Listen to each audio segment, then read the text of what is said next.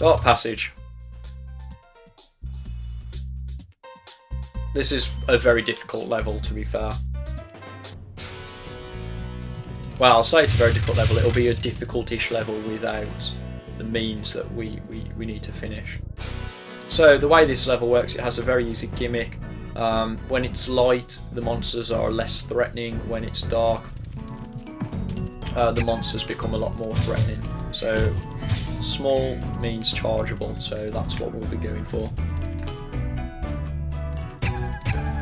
And the two enemies that are most common in this level are the weird steel-like turtles and puppies that turn into demon dogs. There's also Cupid archers that we'll encounter shortly, and Cupid archers are going to be our friend because they will help us get some stuff done. Well, they'll be our friend. Oh, sorry, Kaisia. But you should watch the fools. I'd rather blame the fools. Now you're thinking. Yeah, the Cupids will be our friends on certain occasions. So we can't charge them, we figured that out. They look chargeable for some reason. Yeah, they'll be our friends on the no charging challenge due to the fact that they can actually kill other enemies for us. Make use of the Fool to give us a bit of an edge. Need to do so again. Similar to the bunny plants in Misty Bog, the demon dogs do this really annoying eat animation if they get to us in their big form. Otherwise they're just helpless pups that do a little nibble of damage.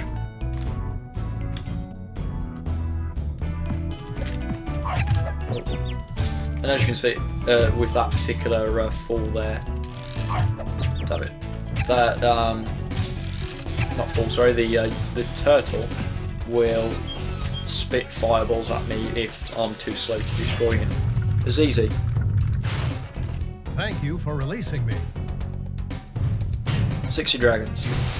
I'll take it back actually. This level would be more difficult if there wasn't dragon checkpoints every few rooms, but as that isn't the case, it is an easy-ish level thanks to frequent checkpoints.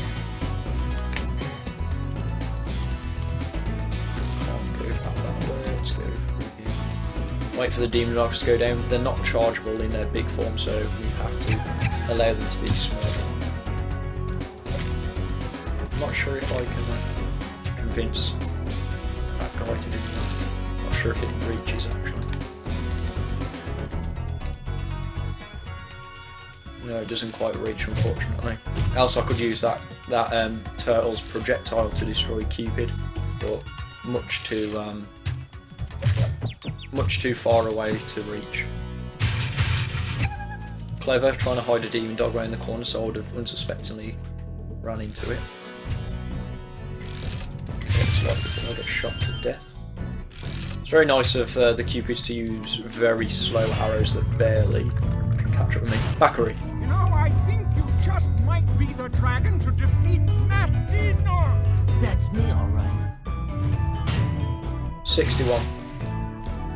Let's get some gems while we're at it. Okay, this is the return home portal, but we can see gems up there, so we know that this isn't the end of the road for us. Time to go and do the more difficult part of Dark Passage, and that is through this secret area down here, which could really do with an extra sparks at this point. Going up there just takes us backtracking, so we don't need to worry about that. Let's use our friend Cupid to our advantage here, so that we don't risk getting nibbled.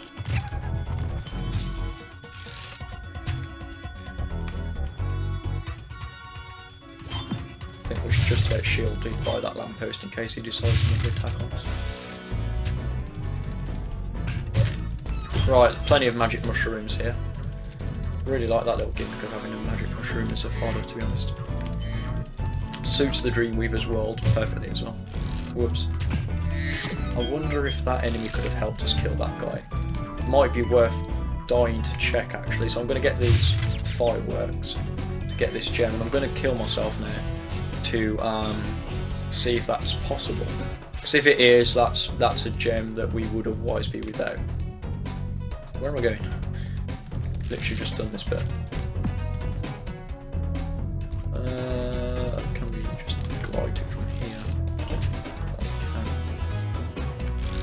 Ouch.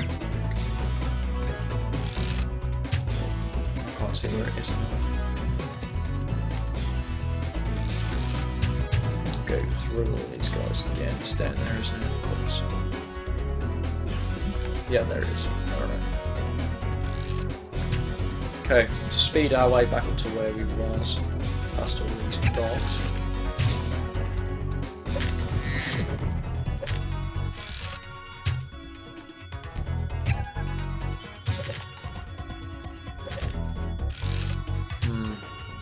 Not sure if they seem like they can reach.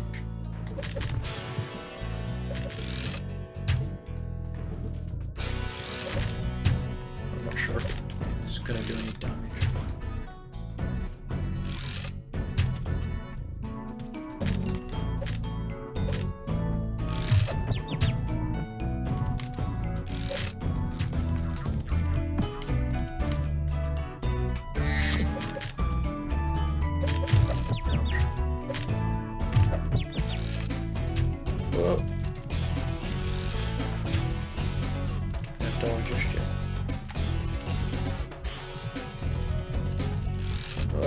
I'm just not certain if they do damage or something.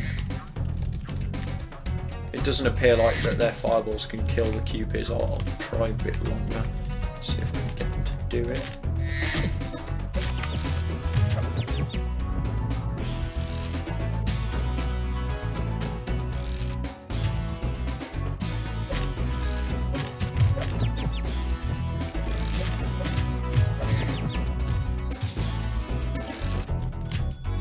I don't think it's doable. Again, I'll come back and check it another time when I've got more time to see it, but by the looks of it, they seem to be invincible to that attack. Now we see ourselves on the different side of the level that we saw earlier, that we couldn't access at the time. Oh, I just walked right into that to avoid. We need our magic mushrooms again to replenish our sparks. Whoa. Walked up into not so friendly territory. Ah, here's the perfect place to test it. They're right by that archer guy, so we'll be able to see if that's a thing. Hopefully.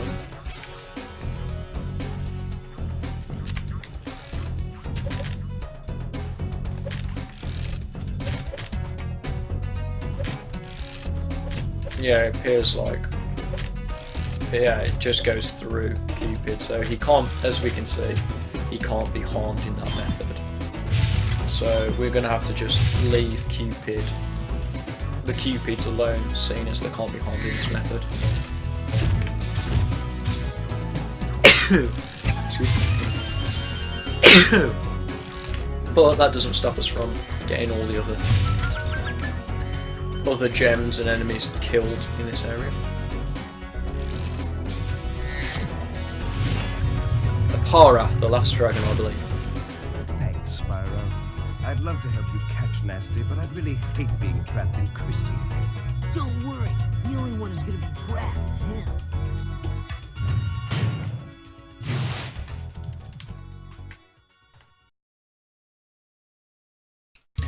Dark passage complete, and we move on again with this world. A monk that we've already killed, so that's of no use to us. Armoured monk that we cannot kill either. So we're going to glide up the whirlwind over to this area now, collect wherever gems we can, and I'm going to slowly make my way towards the centre platform to take on the Dreamweaver. Or as I like to call the Dreamweaver. He reminds me of the hammer guy from Croc, where there was a whole section of platforms controlled by this guy in the centre with a hammer. So I kind of like the idea of just one guy pulling the strings of the Dreamweavers, but there's nothing special about this enemy, which is a little bit disappointing. He's just another monk essentially, but he's a cannoneer at the same time. A cannon that should be noted, unlike the ones from the Peacekeeper's world, this cannon cannot harm Spyro, nor can it break open chests, so it won't come in handy for the metal chests like the other cannons did.